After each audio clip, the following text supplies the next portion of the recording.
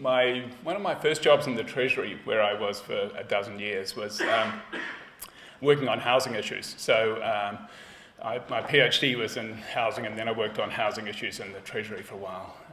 But then, as you do in Treasury, you get transferred off to something you know nothing about, and then you can really function well, No, so I've been thinking about housing for a long time, and more recently working with Philippa on issues like the cost-benefit of interventions in the housing market.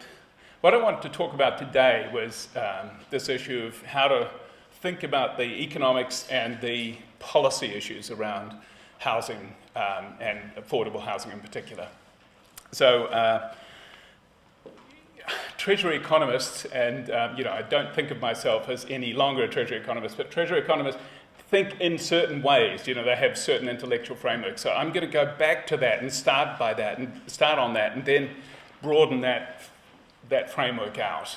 I just think that might help to try and make some of the connections between the issues that we see and then how government policy analysts might view those issues and the sort of solutions that we might take out of that.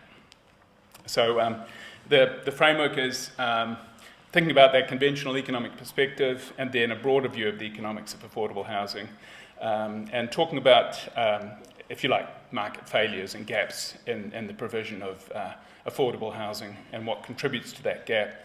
And then the issue around funding, because frankly the big issue is who funds, how much, and in what way, and then drawing some conclusions.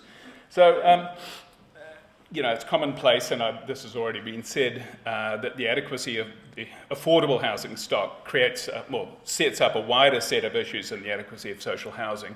Social housing is a particular subset where there's really severe ability to pay issues. I think the big feature of the context is one of widening income inequality. That really, there's, interest rates go up and down, housing costs, per square metre go up and down. But what's really been changing over the last 2 decades is widening income inequality. There are other factors at play, like an increasing cost of energy. But as yet, that hasn't bitten in the way that income inequality has been biting. And I think that's probably the biggest factor influencing home ownership rate decline. And recently there's been a shortfall in construction for the supply of housing relative to demand. And that flows through to pressure on rents and the affordability in general in the market. So a conventional economics perspective focuses on supply and demand, as you'd expect. And below that, economists tend to look at incentives and information. If you ask an economist about anything, they will talk about scarcity, and then below that they'll talk about incentives and information. Those are the sort of bread and butter, if you like, of economic analysis. So the supply side, all about cost factors, looks at things like insurance. That's been a barrier in Christchurch to getting things moving again, obviously, on the supply side. And segmentation in the market. And in the Auckland area, there's a real issue of capability to deliver higher density projects, and probably in both markets actually, and that's another supply type issue. On the demand side, we've got the ability to pay issue, and I've talked about inequality as a fundamental there, but also changing demographics. So, socio-demographics, if you like, different groups coming into the market with lesser ability to pay but still having major needs.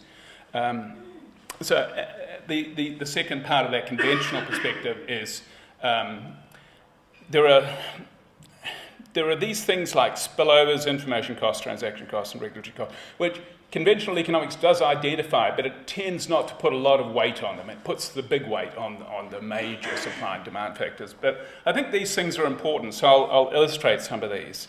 For example, in a housing market, you develop reputations for poor quality in certain areas. And that can deter developers because they see a risk of low sale prices. So you get blight. and stigmatization, and that can act as a barrier to development in certain areas. Another externality effect, externalities are just about spillover effects, neighborhood effects, if you like. But low-density housing imposes an interesting one, because if you construct a city of low-density housing, when you build more housing, assuming you can't infill a great deal, the people going to that new housing have to commute a long way. So that imposes big costs on those people coming in and into the market. If you have a much more compact market, transport commuting costs are much lower. So it's a bit like congestion on a road. You don't think when you join the traffic that you are contributing much, but in fact you are creating an externality for other drivers. So congestion has an external effect, and so does low density development. So that's often not appreciated. Just to illustrate transaction costs, the classic one is the cost of assembling a complex and fragmented land parcel or parcels to enable a big-scale redevelopment. And you see that all over the place, especially when properties are very, very small or very fragmented in ownership. And it's difficult to get people together to deal with the transaction costs of agreeing to sell to one particular buyer. There's also consenting costs and uncertainties, process delays, and those have been treated by people like the Productivity Commission in a lot of detail, so that is not so novel. And regulatory costs are important to recognise. Higher environmental standards like home insulation, which is not just for environmental reasons, but does give an environmental benefit, double glazing. Good health and environmental reasons for having those things, but they do create an affordability challenge. They create an upfront affordability issue for people. And to put those issues in perspective, we need to take a broader view of what affordable housing is and the economics of it. So let's move on to that. So affordable housing, and this keys back into what Philippa was saying earlier, fulfills clearly important social and cultural functions, and I'll get on to other functions in a second, but in the health area, the health benefits have public good features. What do I mean by that? Well, go back to Michael Baker's presentation. If we don't address those health issues, we have an immediate flow and impact into the public health system, infection rates, all sorts of health complications. We can even see the effects, flowing on into other sectors of social or economic life. People's ability to maintain jobs, people's ability to conduct social relations, all sorts of things. So there are health benefits from good affordable housing, and housing that meets cultural needs as well. The usual way that economies meet or economies address those issues is to put standards in place. So, for example, if you had an appliance that had to meet certain safety or energy efficiency requirements, you would have a standard, a minimum energy performance standard, say. And that's just accepted in most economies. In New Zealand, we took a long time to get to minimum energy performance standards. I argued about these against people in the Ministry of Commerce for years when I was in the Treasury. And they thought we were taking away the right to have low-quality appliances for poor people. And this is a very important right that they were fighting for. And I said, look, that's complete bullshit. People don't want to buy low-quality appliances. They will buy them because they're cheap and they don't really have a lot of, economic choice. But it's much more sensible to regulate the bottom end of the market out of existence. It just saves everyone time and effort. You just do it. And sure, it does create an affordability issue, but it's better to address that in other ways, through, for example, giving people assistance to so they can afford an appliance which heats their house adequately, rather than have, and for the same reasons you probably would, in my world, you would ban unflued gas heaters, because they do more harm than good. But that would create an affordability problem for home heating. For some people, you would think about other ways to address that. So it's the same thing with quality standards for housing in general. So policy can come up with ways around these issues, but getting rid of that bottom end of the market makes sense. In terms of housing's implications for the environment, carbon emissions are the big one, and Philip has touched on those. And that arises not just from the efficiency of the construction of the housing, but also where it's located makes a huge difference. And inbuilt energy use features of the house. So passive solar heating, for example, is a really important one. I'm looking at John's story here from architecture at Vic, and he knows about all those design features which make a difference to how houses perform over time. Location and density strongly influence transport emissions and therefore are very important. And I just put in a plug for why climate change is important, digressing for a second. And Jonathan and I have worked on this stuff for a long time, but we're running out of time very rapidly on climate change, and we're in the pipeline for 2 degrees of warming. This is a 1-minute version. We're in the pipeline for 2 degrees of warming just on what we've put up into the atmosphere already, and the latest evidence is pointing now towards the Greenland ice sheet getting past a deglaciation threshold of about 2 degrees. So if we want to keep heading for 2 degrees, we're heading for the deglaciation of the Greenland ice sheet. That means an inevitable 6 meters of sea level rise. You don't want to go there, and the quicker we address that, the better, or else we will be into deep shtuck.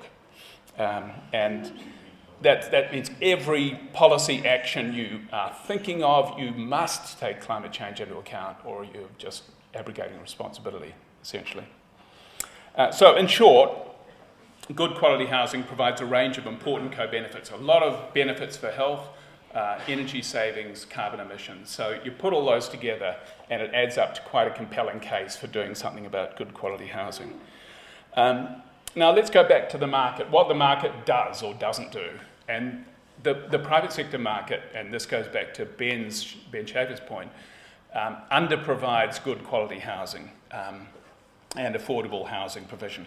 At the top end, the market does really well in providing, housing for people with money. There's no problem there, market fine. But it does not provide well at the bottom end. And that's where the significant co-benefits, or what economists call public good features, are important. And it's not wealthy people who get sick and go to hospitals and spread infections. They do occasionally, but on the whole, it's poor people who get sickest and pick up those infections from crowded housing. And, that's where the public good benefits are for providing this affordable housing. So markets left to themselves don't handle those public goods adequately, so you need to intervene. And as Ben also pointed out, solution choices are essentially quite simple. Ben, you didn't mention this one, but tax is a classic solution choice. But of course, people don't like taxing housing that's inadequate. It just seems counterintuitive. You could do that. You could tax housing without good public good features, or you could subsidise housing with the right features. And that's generally where governments have chosen to go. Regulation, I've already talked about as having, clear benefits in terms of knocking off the tail, the really dysfunctional tail of any market. So, regulating minimum quality standards, but that tends to be the very bottom. That regulation is good for the bottom end of the distribution, minimum standards, but then above that you get into this affordable zone, and the solutions essentially come down to taxing or subsidising there. So governments don't like subsidising because it costs them revenue, but they get forced into doing it essentially. So there's a clear role for government in minimum quality standards and or subsidising affordable housing in line with public good features. Now that so far is absolutely, I mean, it's a crystal clear, logical, I hope it's crystal clear, it's a very compelling sort of logical flow through of how you think about an economic framework for a good like housing, which is a bit complex, and then how you take it through to a policy conclusion. There are a few bells and whistles on this, and one of them is the idea of society as a whole taking a longer term view. And societies differ from individuals in this. And in the climate change case, it's very, very crystal clear that societies have to think about the long term. I mean, we don't want to destroy our society, our civilization, so, with climate change. So we have to take a view that's bigger than the interests of the individual. Well, it's sort of true in housing as well. It's just not so extreme. So it's rational for society to subsidise something like housing insulation. But for individuals, it can create a short-term affordability challenge. So there's a difference between what governments do on behalf of what society needs and the individual facing an affordability challenge. How do these sort of gaps, these failures in the market get manifested in a way that we can see and grapple with? SUDU is quite interesting. That's a Sustainable Urban Development Unit report back in 2008, just before Labour went out of power, that pointed to opportunities to develop model district plan provisions capable of being adapted for specific local circumstances. And they talked about encouraging public transport-oriented, higher density areas. So that was one capability gap which they identified at the local authority level. And I think it's pretty clear that there's also capability gaps in terms of who can put together these packages to deliver good quality affordable housing at scale, and we've touched on that already in the discussions just before lunch. With the main new housing challenges being around Auckland and Christchurch. So I think that's where the rubber hits the road in terms of the gaps. Putting such a package together requires a good sort of knowledge and understanding of these things: land aggregation, development capability, how to deal with regulatory issues. In other words, how to deal with everything from building consent issues to RMA consenting and so on, and the public's role in that. Public authorities need to co-invest with any local authority or housing trust, housing association. You need that public investment in infrastructure at the same time. You can't. I mean, if you need to reroute a road or need to widen something or narrow something, the public has to be alongside in helping with the package and investing in it. And you need things like tenancy and sales management and so on. What has contributed to a gap in these areas in the past? Partly the lack of stable support from government. Government's gone hot and cold on this stuff, as Ben pointed out and others have noticed. The policy environment is not a stable one, and that's quite aversive for people thinking about getting into the area. But the government also needs things. It needs a reciprocal commitment from people, say, in a housing association, and it needs expertise on that side. So the government, should be stable enough to encourage people to come forward who are prepared to commit on that side. So the government's got to be able to rely on good management and good accountability on the delivery side. And that's not always easy. So there's quite a few political barriers to get over here. And one is also that the state generally, wants not to draw on too much tax revenue. So it wants to use the resources it's got as well as possible, but not inject too much of a subsidy. That has to be limited in some way. And hence a strong search for other means of state funding support. And one which makes quite a lot of sense, I think, is looking at what's called a value uplift levy, or some means of capturing some of the value that exists when a development takes place. as you know, there's a combination of, private sector capital, state infrastructure investment, and suddenly, the land values double. So who captures that? Usually, and traditionally in New Zealand, it's been the private sector and developer who's captured it. But it doesn't have to be all that way. It can be partly the local authority capturing it, or the developer themselves could be a joint venture of local authority and private sector people, or the Housing New Zealand or a housing association. But if it's a private sector developer, then there's a case for a value uplift levy. If it's a local authority or public sector agent, and there's good, ways of holding them accountable and thinking about long-term investment in social housing, then that value can be recycled by the local authority or the public agent back into more investment in social housing. So you don't need a levy in that case, but you need that long-term commitment to do that. So, and much of that value obviously accrues because of public investment. So the levy doesn't apply in a simplistic way in the case of the local authority development, but in the case of private sector organisation, it needs to capture a proportion of the value uplift, and then that can be used to finance assistance to affordable housing, either there or close by or somewhere else. So it's an attractive way of getting investment, cycling through this social housing or affordable housing sector.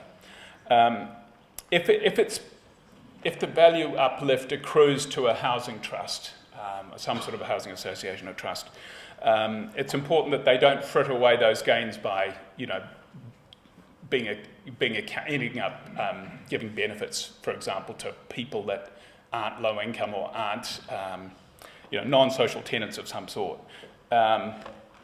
And ultimately, I think any subsidy should be used to make sure that there's medium to high density housing rather than low density sprawl. So that's a sort of public accountability requirement that should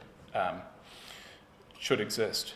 So to conclude, both conventional economic analysis, it does tell you something, but you need to have a broader framework to really think about the peculiarities of the housing market and the sort of effects that are at work around transaction costs and externalities and information costs and so on. And sustainability, as Philip has been articulating it, requires us to think about health, social, cultural and environmental aspects of this development process. And because of that set of public good elements, there's a strong case for government intervention. And then the question is, how do you fund that if central government or local government is intervening?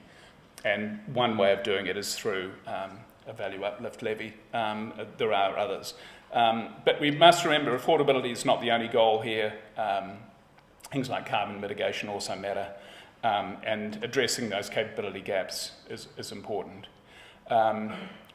Ultimately, the most important issue I think we have to face is the affordability one for government. How do we generate the resources to plough back into social or affordable housing in a sustainable way? And I hope that illuminates some of those issues. So there's a picture of some quite attractive housing in another environment, above in Freiburg in Germany. Okay.